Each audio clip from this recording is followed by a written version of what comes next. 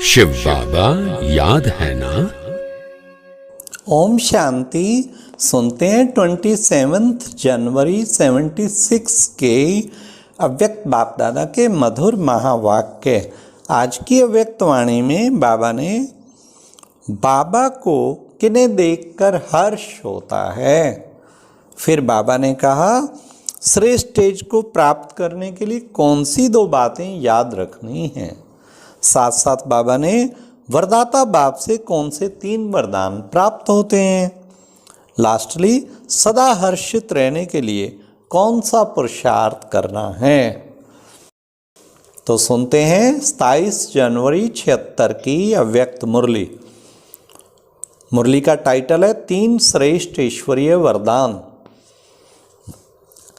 आज अति पुराने सो नए बच्चे अपने निजी स्थान व अपने साकार स्वीट होम मधुबन स्वर्ग आश्रम में मिलन का जन्म सिद्ध अधिकार प्राप्त कर हर्षित हो रहे हैं। कितने सुंदर एक एक शब्द हैं। मधुबन स्वर्ग आश्रम में मिलन का जन्म सिद्ध अधिकार प्राप्त कर हर्षित हो रहे हैं। ऐसी हर्षित आत्माओं को देख बाप दादा भी हर आत्मा की प्राप्ति व तकदीर को देख हर्षित हो रहे हैं। जैसे बच्चों को बाप द्वारा वर्षा प्राप्त होते हर्ष होता है अर्थात खुशी होती है, वैसे ही बाप दादा को भी लास्ट फास्ट पुरुषार्थियों को तीव्र पुरुषार्थ की लग्न में मग्न देख हर्ष होता है।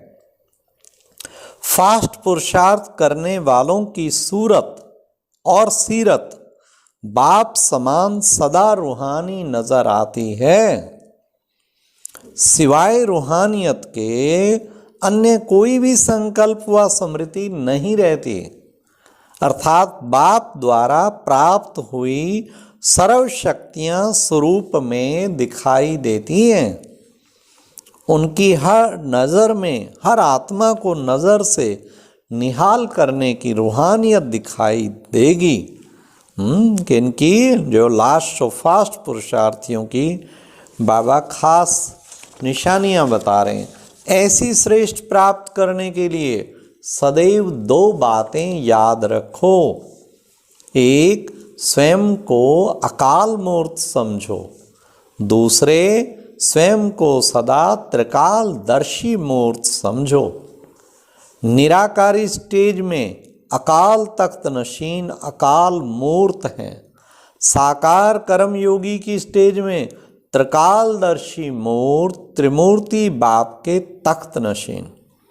हर संकल्प को स्वरूप में लाने से पहले ये दोनों बातें चेक करो। निराकारी और साकारी दोनों स्वरूप में हैं। इस स्मृति से स्वतः ही समर्थी स्वरूप बन जाएंगे, अर्थात हेल्थ वेल्थ और हैप्पीनेस का अनुभव हर समय होगा। चाहे शरीर का कर्म भोग सूली से कितना भी बड़े रूप में हो, लेकिन सदा अपने को साक्षी समझने से कर्म भोग के वश नहीं होंगे। हर कर्म भोग सूली से कांटे समान अनुभव होगा। भविष्य जन्म जन्मांतर कर्म भोग से मुक्त होने की खुशी इस कर्म भोग को चुकता कराने के लिए औषधि का रूप बन जाती है। खुशी दवाई की खुराक बन जाती है। अब अपने को चेक करो, मैं सदैव हेल्दी रहता हूँ। मैंने एवर हेल्दी का वरदान प्राप्त किया है। वरदाता बाप द्वारा तीनों वरदान एवर हेल्दी वेल्दी और हैप्पीनेस को प्राप्त किया है। सदा काल का वर्षा प्राप्त किया है या अल्पकाल का। किसी भी मायावी बीमारी के वश हो अपना सदा काल का एवर हेल्दी का वर्षा गवा तो नहीं देते हो। बाप द्वारा एवर वेल्दी अर्थात सर्व शक्तियों के खजानों से संपन्न वरदान को प्राप्त किया है।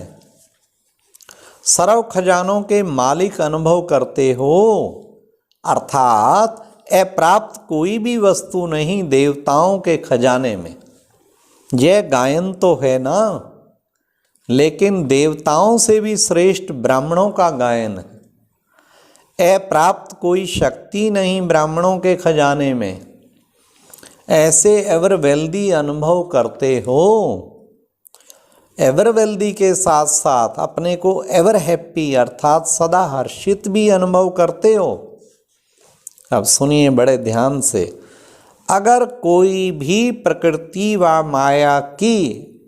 माया के आकर्षण नहीं है तो सदा हर्षित होंगे। ना तो माया 5 विकारों की आकर्षण, ना ही कोई प्रकृति का तत्व आकर्षित करे। अगर ये दोनों आकर्षण नहीं है तो फिर सदा ही हर्षित रहेंगे। ऐसे सदा हर्षित का सदैव एक ही संकल्प स्मृति में रहता है। वो क्या संकल्प है? वो है पाना था सो पा लिया, पाने के लिए अब कुछ नहीं रहा। ऐसे संकल्प में स्थित रहने वाले की अथवा एवर हैप्पी रहने वाले की निशानी क्या होगी?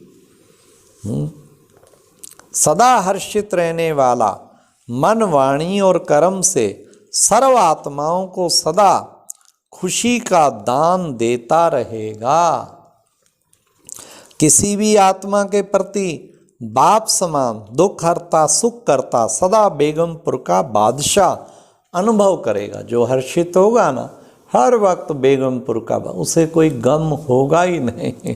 कितना सुंदर बाबा बता रहे हैं। बादशाह अर्थात दाता। ऐसे हर्षित मुख रहने वाली आत्मा के हर संकल्प के वाइब्रेशन द्वारा, 1 सेकंड की रूहानी नज़र द्वारा, 1 सेकंड के संपर्क द्वारा, मुख के एक बोल द्वारा दुखी व गम में रहने वाली आत्मा अपने को सुखी व खुशी का अनुभव करेगी। उसका कर्तव्य होगा सुख देना और सुख लेना। जैसे प्रजा अपने योग्य राजा को देख खुश हो जाती है, ऐसे एवर हेल्दी, वेल्दी और हैप्पी आत्मा को देख कैसी भी दुखी आत्मा सुख का अनुभव करेगी। अप्राप्त आत्मा दाता को देख प्राप्ति की खुशी में झूमने लगेगी। वाह, कितना सुंदर बाबा ने बताया कि अप्राप्त आत्मा दाता को देख प्राप्ति की खुशी में झूमने लगेगी। ऐसे अपने को अनुभव करते हो। देने वाले दाता के बच्चे बाप समान दाता हो या भक्त के समान लेने वाले हो, या लेना और देना साथ साथ चलता है। कितनी सुंदर बाबा ने 3 स्टेज बताई। एक तो है देने वाले दाता के बच्चे बाप समान दाता, देना ही देना, देना ही देना। दूसरा फिर बाबा ने कहा भक्तों के समान, सेकंड स्टेज, भक्त के समान लेने वाले लेवता राम। वो है देवता राम, ये है लेवता राम। तो भगत के समान लेने वाले, कभी शक्ति दो, कभी ये दो, कभी वो दो, दो ही दो, भगत की तरह मांगते ही रहते हैं। और वो तो अधिकारी हैं, सब कुछ पाना था सो पा लिया। तो बाबा ने कहा और तीसरे फिर बताए लेना और देना, कभी कभी दाता भी बनते हैं, फिर लेना भक्त भी बनते हैं, उनका बीच वाला पार्ट है। तो बाबा कहते होना क्या चाहिए? सदा ही देना ही देना। तो बाबा ने कहा हाँ, लेना है ही देने के लिए, खजाना है बांटने के लिए और विश्व कल्याण के लिए। अब सुनिए बड़े ध्यान से बाबा क्या कह रहे हैं। हर सेकंड लेने के साथ साथ देने वाले दाता भी बनो, तब ही विश्व कल्याणकारी कहला सकेंगे। अपना लेने और देने का पोता मेल चेक करो। जितना लेना है उतना लेते हैं और लेने के साथ साथ जितना देना है उतना ही देते हैं। हाँ, तो लेना और देना साथ साथ और समान है, ऐसे विश्व कल्याणकारी ही विश्व महाराजन बन सकते हैं। क्या निशानी बताई बाबा ने? हर सेकंड लेने के साथ साथ देने वाले दाता भी बनो, तभी विश्व कल्याणकारी कहला सकेंगे। अपना लेने और देने का पोता मेल चेक करो, सारा दिन में दिया कितना और लिया कितना। जितना लेना है उतना लेते हैं और लेने के साथ साथ जितना देना है उतना ही देते हैं, ये चेक करो। लेना और देना साथ साथ और समान हो, ऐसे विश्व कल्याणकारी ही विश्व महाराजन बन सकते हैं। समझा? ऐसे महादानी सर्व प्राप्तियों द्वारा सर्व आत्माओं को संपन्न बनाने वाले, भिखारी को अधिकारी बनाने वाले, निर्बल आत्माओं को शक्तिशाली बनाने वाले, एवर हेल्दी वेल्दी और हैप्पी आत्माओं को व सर्वश्रेष्ठ आत्माओं को बाप दादा का याद प्यार और नमस्ते। तो आज प्यारे बाबा ने कितना सुंदर बताया कि अगर कोई भी प्रकृति व माया का आकर्षण नहीं है तो सदा हर्षित होंगे, और ऐसे सदा हर्षित का सदैव एक संकल्प होगा, पाना था सो पा लिया। और बाबा ने कहा साक्षी समझने से कर्म भोग के वश कभी नहीं होंगे। खास बाबा ने स्वयं को अकाल मूर्त समझो और सदा त्रिकालदर्शी, साकार में त्रिकालदर्शी समझो। तो कितना सुंदर बाबा ने आज हम बच्चों को विश्व कल्याणकारी, वो देना भी और साथ साथ लेना भी, इकट्ठा दोनों काम चले, तब समझो तुम विश्व कल्याणकारी हो। यही बाबा ने आज पोता मेल हम सब बच्चों को चेक करने के लिए कहा।